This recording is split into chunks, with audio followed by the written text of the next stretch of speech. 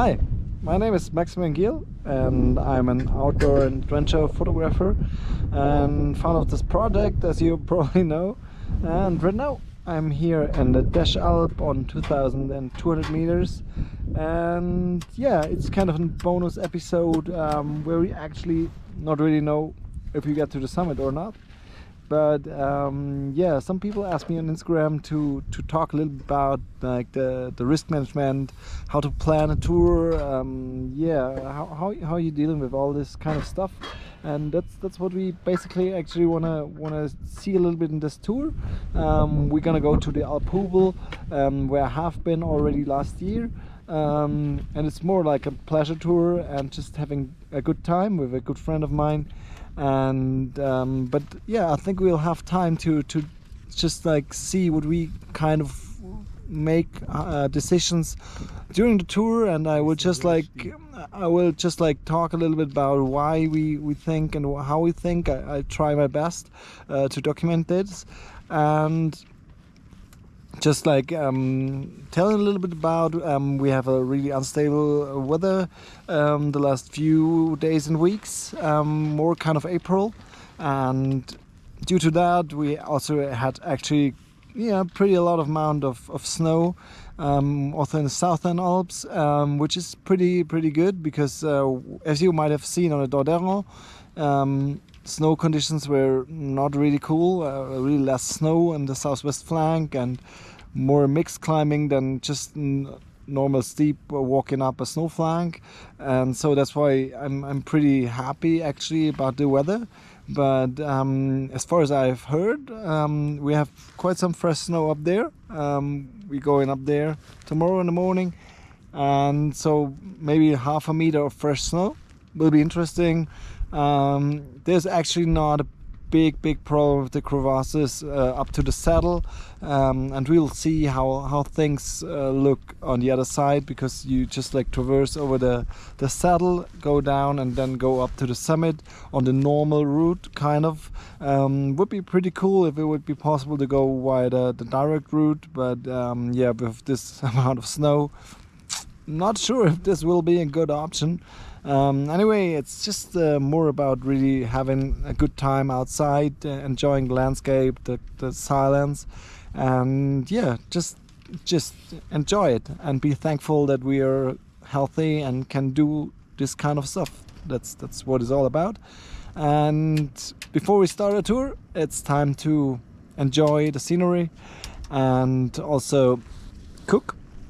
I have the chief master cook, Mr. Mark, over here, which is doing things really well. And I'm pretty sure that we won't be hungry when we fall asleep. I never had any problems with him when we've been on a trip together. And just over there you can see the Weisshorn. Pretty nice, shooting a time lapse over here right now. And then we have up there the Täschalp, where you can also see a movie on my YouTube channel. And up there is the Rimfischhorn, and that's our summit, the Alphubel up there. Yeah, so yeah, a nice spring tour, hopefully tomorrow. And I think I just show you some impressions of our nice little evening here above Zermatt. And I'll catch you up tomorrow in the morning. See you then, and let's see what we get.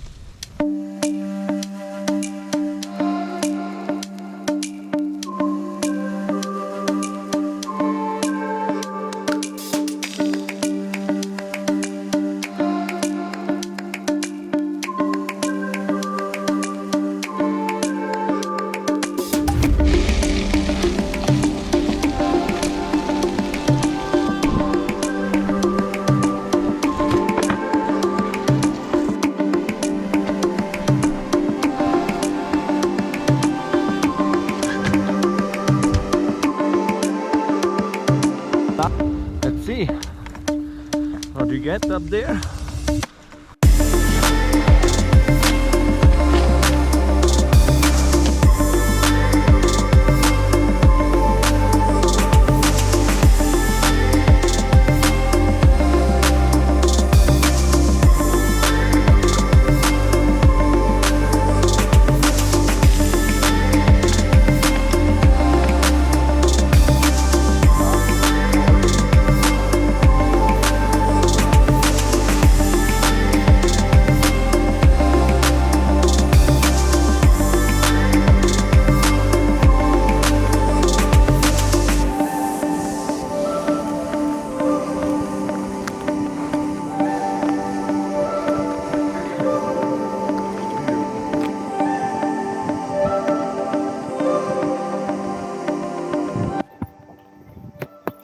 So, on the way up to the Alphubel. Yeah, very nice weather. But so far it's good. We have a track. Yeah, Avanache is not really difficult, so should be fine.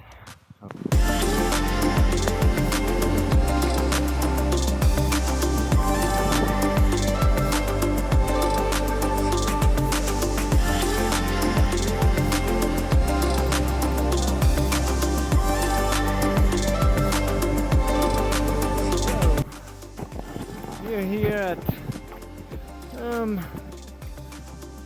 3,719 meters. Up there is the Alphubel. There's the Eisnase. And yeah, just a beautiful and pleasurable day. And I'm really enjoying it to have not any stress. And it's just a good day out, shoot a bit, and I think it's really important that even if you're often going fast, you just never lose that you just can enjoy a tour, don't look on the clock, and just enjoy the time and be thankful for this. I just want to tell you that because I think it's a really important thing, because when you just fight against the mountains, I'm not sure if this is the right way, and yeah, respect them, be thankful for what you get from them, and yeah, have a wonderful day out there.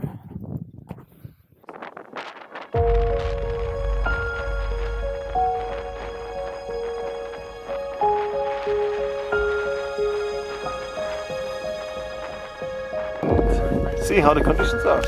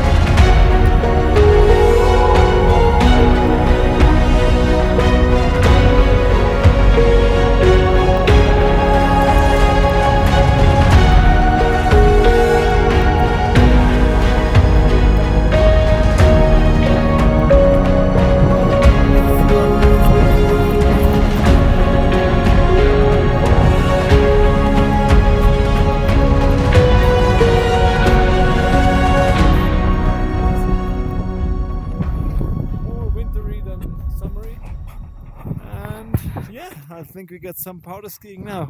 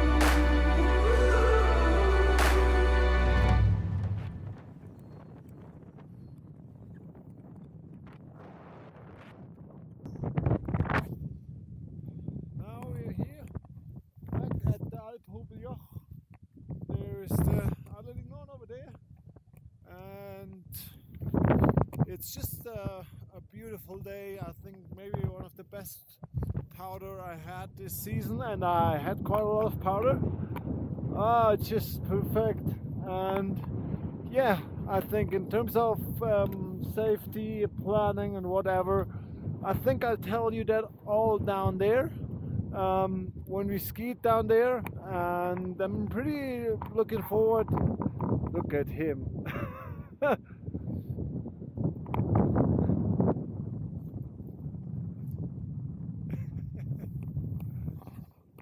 I'm pretty looking forward to hear what you think about how you plan, feedback, tips, tricks. Pretty excited about that, but first we're gonna ski a little bit. Oh yeah! Early birthday present for Mr. Mark. Oh la la. Just amazing. So, see you down there.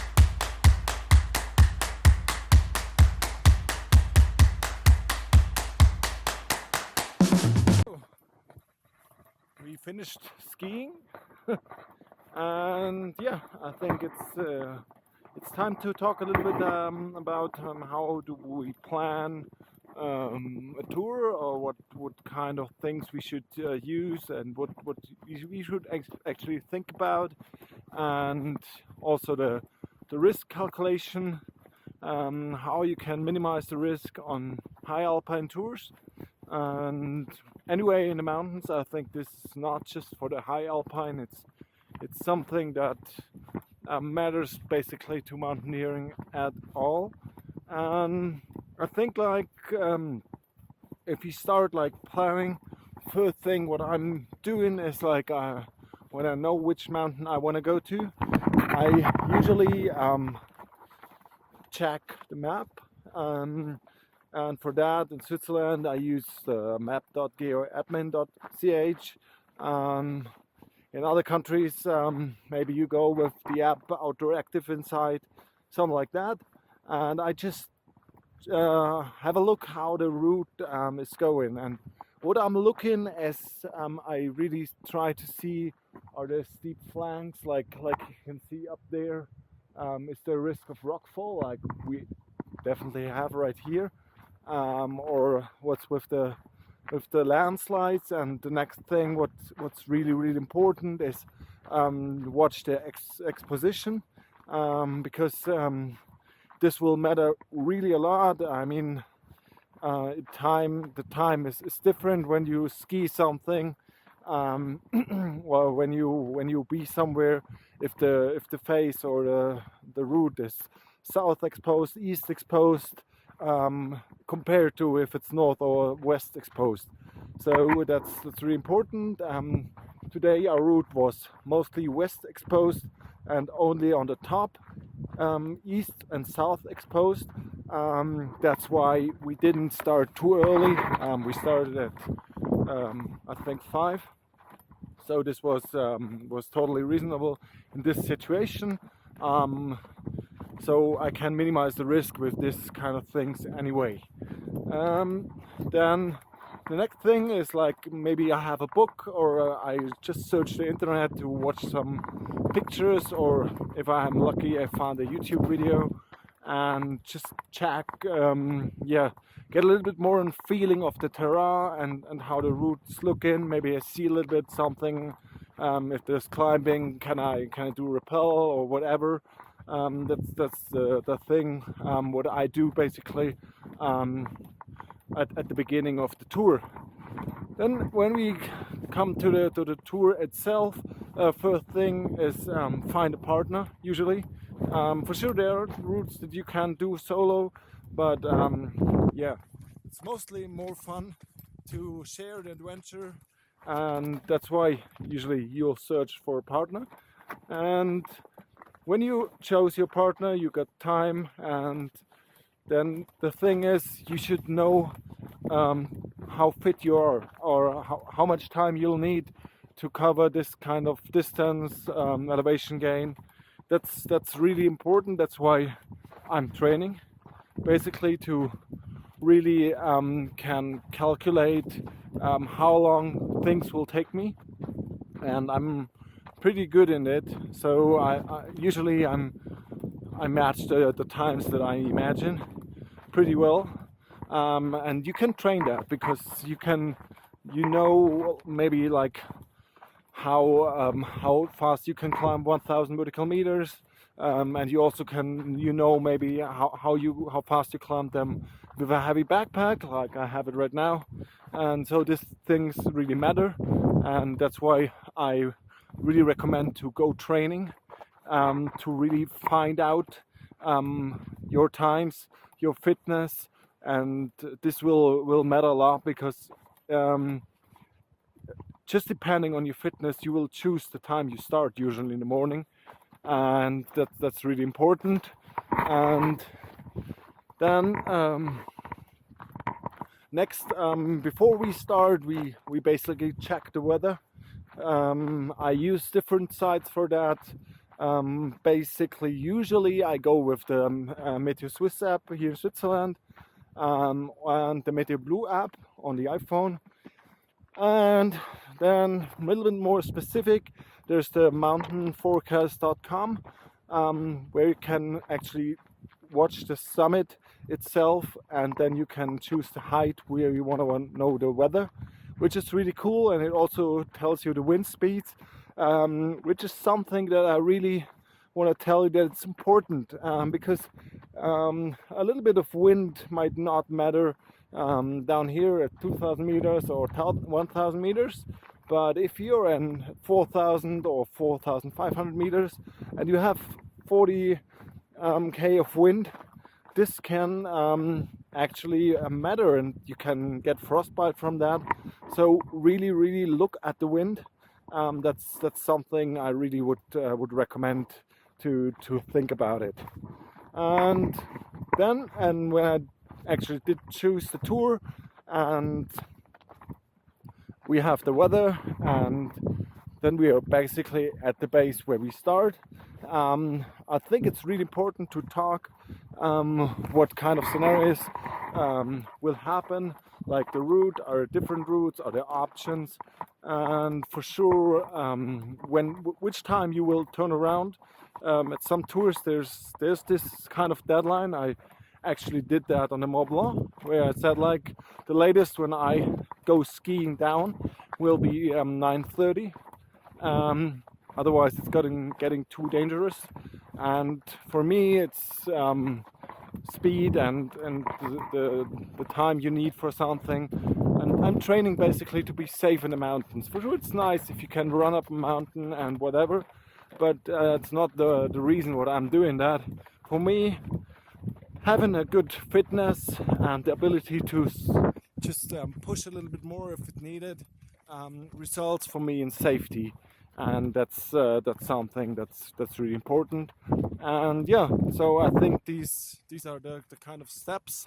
So you just start planning with the map, and also with some guides, topos. Next, you search for a partner, and you can estimate your fitness and the fitness of your partner. You make a calculation how long the whole tour will take you. Then next, you watch out the weather, watch out the conditions. I didn't mention that, but also check the conditions and call the hut maybe if there is one. And yeah, you just like make a deadline when you want to be back, and then I think you're ready to go. And yeah, I think that's kind of my inputs in risk management regarding all the avalanche situation. All this, it's all the same. It's about training, and you're never really sure.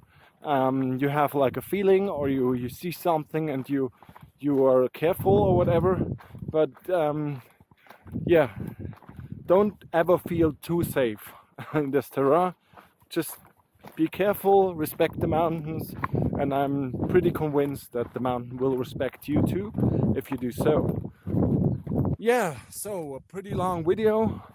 Yeah, I hope this was helpful for you and you could get a little bit insights how I plan and do my tours. We're just walking down to the car now. Will take like 20 minutes or like that. And yeah, I see you probably in the next video. What I have on the plan is to do gear check for the summer tours. What will I use? What will I bring? And I want to ask you if you have any questions, or if you want to have like, oh, I want to see a video about that. Can you make a video about that? Yeah, then just let me know down in the comments, and I'll look what I can do. Yeah, what I have on the plan is probably in 1 month, something like that. I will show you all my camera gear and will tell you which gear I choose for which situation or whatever. So stay tuned for that. And yeah, I think I talked enough. If you want to stay updated, subscribe to this channel. It's totally free. Thanks for watching, and if you subscribe, I'll see you in the next video. Have a wonderful day. I can't let you go, baby. I just wanna tell you that. No. Yeah. All of my friends say, girl, you better take care, 'cause that man is trouble, you best beware. And though deep down I know I might be headed for teardrops, now that you got me started, I just can't stop. No, 'cause I love you, baby. I can't let you go, baby. I gotta tell you that I won't. I've been looking for love so true. When I was down and out, along came you. Though you might be a liar and a cheat too, I just can't quit you now, 'cause I love